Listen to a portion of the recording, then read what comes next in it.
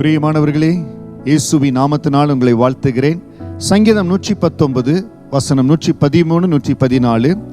வீண் சிந்தனைகளை நான் வெறுத்து உமது வேதத்தில் பிரியப்படுகிறேன். என் மறைவிடமும் என் கேடகமும் நீரே, உம்முடைய வசனத்துக்கு காத்திருக்கிறேன்.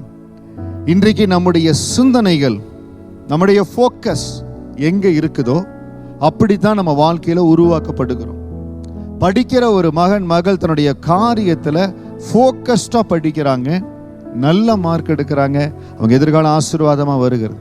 படிக்கிற காலத்துல தன்னுடைய சிந்தனைகள் நினைவுகளை அலைபாய விடுகிற மகள்களை பார்க்கிறோம். அவங்களுடைய காரியங்கள் ஃபெயிலியரா போகுது. இன்னைக்கு நம்முடைய சிந்தனைகளை பாதிக்கிற எந்த காரியமா இருந்தாலும் அது தோல்விக்கு நேராய், சங்கடத்துக்கு நேராய், உங்களை பலவீனப்படுத்துகிற சிந்தனைகளாக இருந்தால் வீண் சிந்தனைகளை வெறுத்து விடுங்க. எத்தனையோ சிந்தனைகள் நம்மளை பலவீனப்படுத்த, உனக்கு முடியாது, உனக்கு செய்ய முடியாதுன்னு சொல்லி எத்தனையோ சத்தங்கள் இருக்கலாம். அதையெல்லாம் வெறுத்து விட்டு ஆண்டவருடைய வேதத்துல பிரியமா இருங்க. எவ்வளவோ நேரம் சில காரியங்களை நம்ம கேட்கிறோம், நம்ம வாழ்க்கைக்கு பிரயோஜனம் இல்லாத காரியங்கள், நம்மளை கர்த்தருக்குள் பலப்படுத்த முடியாத எத்தனையோ நேரத்தை இன்வெஸ்ட் பண்ணி கொண்டு இருக்கிறீங்க. இன்னைக்கு ஒரு முடிவு செய்யுங்க. உமது வேதத்தில் பிரியப்படுகிறேன் ஆண்டவரே, உம்முடைய வசனத்துக்கு காத்திருக்கிறேன். யார் ஒருவர் தேவனுடைய வசனத்துக்காய் காத்திருக்கிறாங்களோ, யார் ஒருவர் தேவனுடைய வசனத்துல நேரத்தை செலவழிக்கிறாங்களோ அவங்களுடைய வாழ்க்கையில வெளிப்பாடுகள் வரும். அவர் மறைவிடமும் கேடகமா இருக்கிறத ஆண்டவர் வெளிப்படுத்துவார். நீங்க ஆண்டுடைய வசனத்துக்காய் காத்திருக்கிற பொழுது முதலாவது ஆண்டு இறுதியில் உங்களுக்கு தைரியத்தை கொடுப்பார். தொடர்ந்து ஒரு வசனத்துல பலப்பட அந்த பரிசுத்த அபிஷேகம் உங்கள் மேல கடந்து வரும். எந்த இடத்துல நீங்கள் நிலைநிற்க முடியாதபடி தள்ளாடுகிறது போல இருக்குதோ அந்த இடத்துல ஆண்டு உறுதிப்படுத்துவார். உங்கள் சிந்தனைகளை சீர்படுத்துவார்.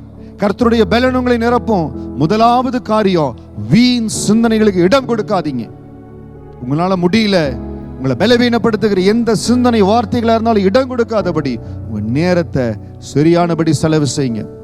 Invest your time in a right manner. உமது வேதத்தில் பிரியப்படுகிறேன். தேவனுடைய வேதம், அதுல ஒரு தேவ ரகசியம் அடங்கி இருக்கிறது.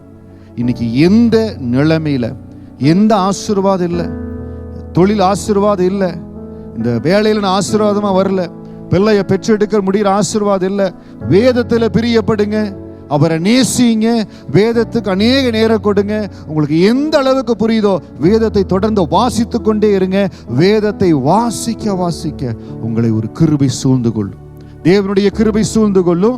உங்களுடைய வசனத்துக்கு காத்திருக்கிற அந்த வசனத்தை நீங்க வாசிக்கவே உங்களுக்கு தேவையான வெளிப்பாடுகள் கடந்து வரும். நீங்கள் வசனத்தை வாசிக்கவே எல்லா கட்டுக்களும் தெரிபடும். கர்த்தருடைய பலத்த கரம் உங்களை ஆசீர்வதிக்கும். இன்றைக்கு சங்கீதம் 119 வசனம் 113 14 சாட்சியாய் உங்கள் சிந்தனைகளை ஆண்டவர் சீர்படுத்துவார். உங்களை பலப்படுத்தி வேதத்தின் ஆழங்களுக்கு செல்லும்படியாய், வேதத்தை நேசிக்கும்படியான அந்த அபிஷேகம் உங்களை தொடும்படியா ஜெபிக்கிற, உங்களுக்குள்ளாய் பெருகும்படியா ஜெபிக்கிற.